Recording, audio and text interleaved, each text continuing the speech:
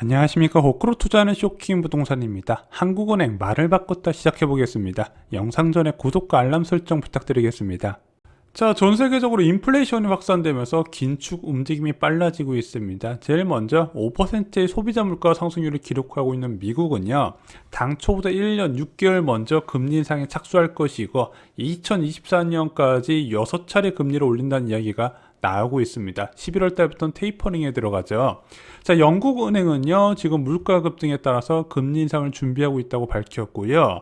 호주 역시도 이번에 근원 물가가 2% 돌파하면서 장기적으로 완화적 통화 정책을 지속하려던 계획을 취소할 거라는 전망이 나오고 있습니다. 이미 신흥국에서는 선제적으로 금리를 지속적으로 올리고 있다는 부분이죠. 자, 대한민국도 물가 불안이 점점 심각해지는 국가 중 한 곳인데 국내 전문가들의 내년 금리 전망은 어떨까요?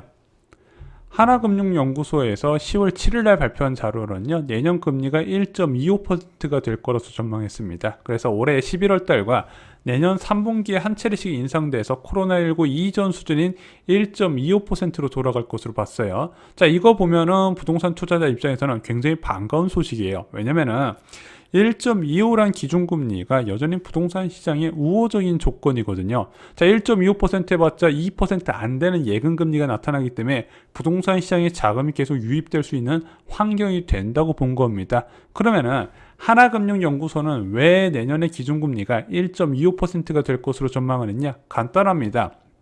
올해 물가 상승률이 2.1%가 될 것으로 봤는데 내년에는 1.6%로 저물가가 될 것으로 봤기 때문에 이런 저물가 상황에서는 금리를 급격하게 못 올릴 것이고 1.25%로 코로나19 긴급 조치를 회수하는 선에서 끝날 거다 봤던 거죠.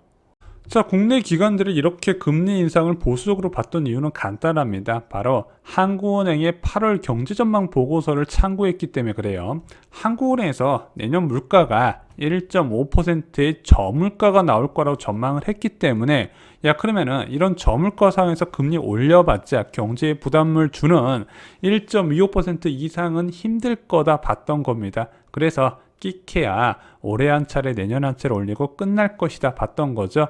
이런 전망을요, 부동산 투자자 입장에서는 굉장히 좋아하는 거예요. 왜? 급격한 유동성 회수가 없기 때문이죠. 자, 그로부터 두 달이 지나고 내년이 얼마 안 남았습니다.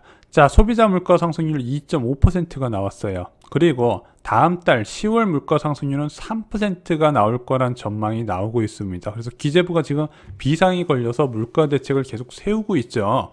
자, 그리고 9월 달에 생산자 물가 지수가 7.5%로 계속해서 상승률을 확대시키고 있습니다. 자, 이렇게 지금 4분기가 시작된 상황에서도 물가 불안이 지속되고 있는데 내년부터 갑자기 저물가로 전환될 거라는 느낌이 전혀 안 들거든요. 자, 내년부터 저물가가 되려면 적어도 9월 PPI부터는 약간 상승률이 둔화되는 모습이 나타나야 되는데 오히려 확대되고 있다는 거죠. 자, 결국 한국은행에서 BOK 이슈 노트를 통해서 입장 변화를 언급했습니다. BOK 이슈 노트에 우리나라와 미국의 주요 물가 동인을 점검하는 내용이 오늘 발표가 됐고 한국은행 홈페이지 가시거나 또는 쇼킹 부동산 블로그 자료실에서 찾아보실 수가 있습니다. 물가 성장률 지표 게시판을 확인하시면 됩니다. 자, 결론만 간단하게 말씀드리면요, 한국은행 보고서에는요, 한국에서 높은 물가 오름세가 예상보다 오래 지속될 가능성에 유의할 필요가 있다고 결론을 냈습니다. 왜 높은 물가 상승세가 예상보다 오래 지속되냐? 네 가지 이유를 들었어요. 첫 번째는 에너지 가격 상승세입니다. 지금 천연가스하고 원유 가격이 지속적으로 올라가고 있죠. 두 번째, 경기 회복에 따른 수요 확대 부분입니다. 세 번째는 주거비 상승, 네 번째는 위기 대응 과정에서 늘어난 유동성을 꼽았습니다. 여기에 미국은요, 인건비 상승 부분과 병목 현상을 추가로 해서 한국보다는 미국이 더 높은 물가 상승세가 지속될 거라고 봤어요. 자, 결국 한국은행에서 취한 행동은 간단합니다. 유동성 회수에 나선다는 부분이죠. 자, 에너지 가격 급등세에 어쩔 수 없다 치더라도 경기 회복에 따른 수요 확대와 주거비 상승, 위기 대응 과정에서 늘어난 유동성은 지속적인 금리 인상으로 어느 정도 완화시킬 수 있다는 부분이죠.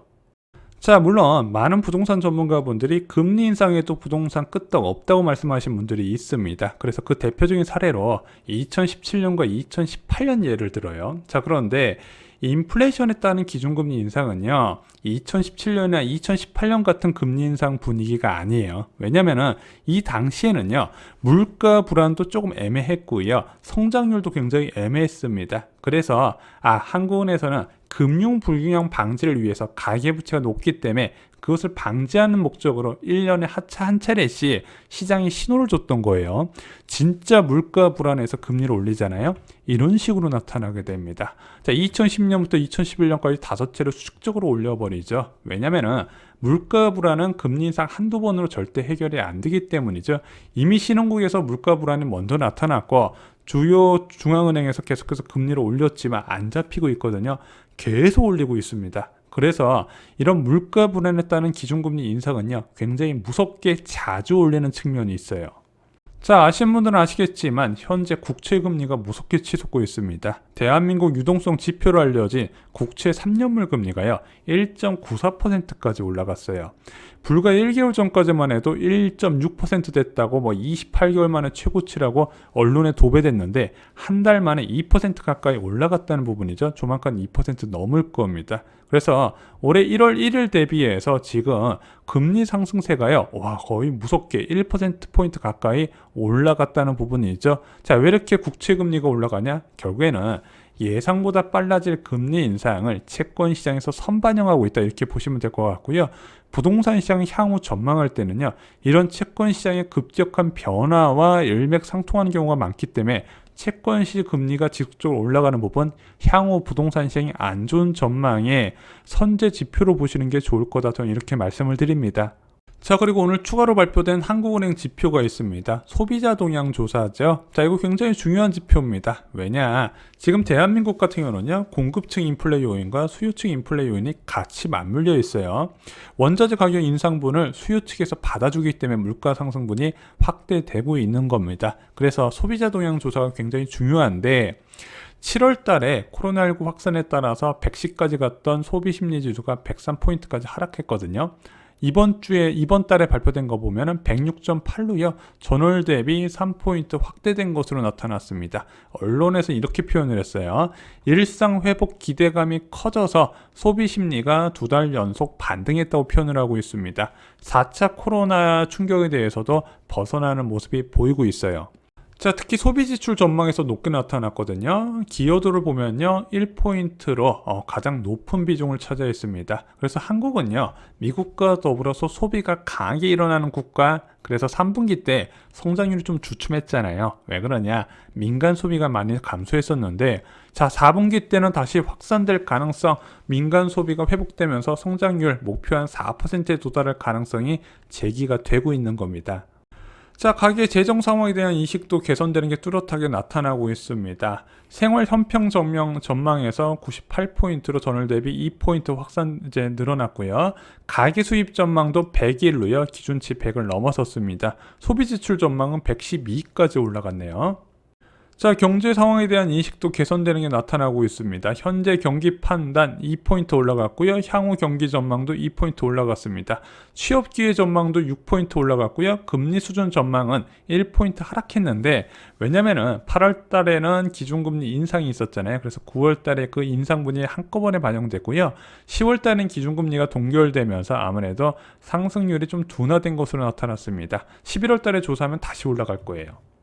자, 물가 상황에 대한 인식도 보겠습니다. 물가 전망 149로 여전히 높은 수치를 이어가고 있습니다. 주택가격 전망이 3포인트 하락한 125로 마감을 했습니다. 그래서 금리 인상 이후에 지속적인 하락하는 모습이 나타나고 있고요.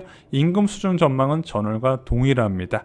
그래서 지금 미국과 좀 다른 게, 미국은 인플레이션이 더 크게 나타날 이유로 임금 인플레이션에 대한 우려를 나타내고 있어요. 근데 대한민국은 아직까지 임금이 그렇게 급격하게 올라갈 조짐은 나타나고 있지는 않습니다.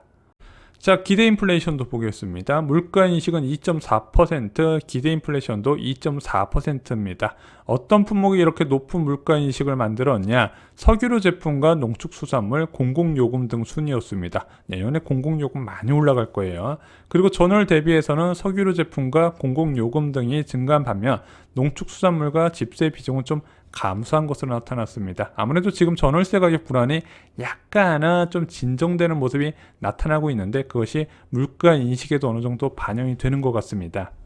자, 오늘 한국은행이 발표한 두 가지 자료는요, 11월 경제 전망이 반영이 될 것 같습니다. 그래서 이주랑오노 총재 일단 11월 달에 금리 인상한다고 거의 못을 박아놨고요.